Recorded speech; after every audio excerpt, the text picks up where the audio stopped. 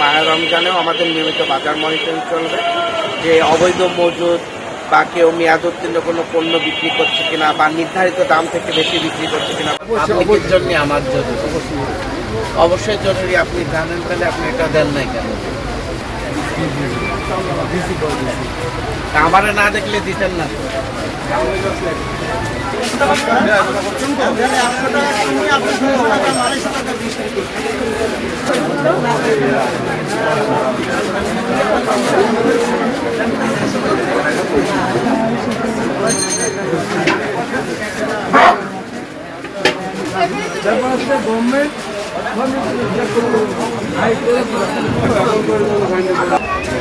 আমাদের থেকে দিলেন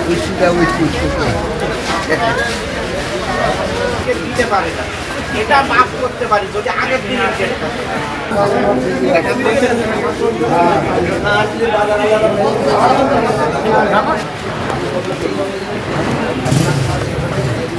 সুমনকে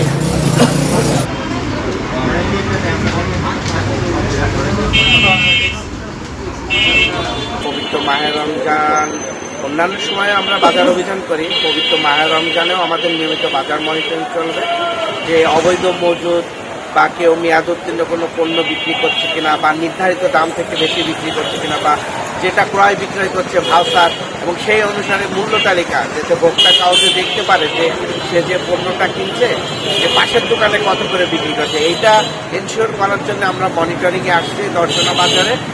এই কার্যক্রমটা আমাদের অব্যাহত থাকবে।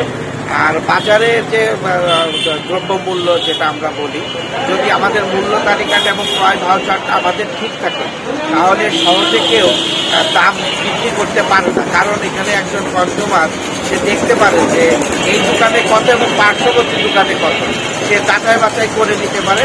এবং আমাদের এই মনিটরিং সারা রমজান মাসে অব্যাহত থাকে।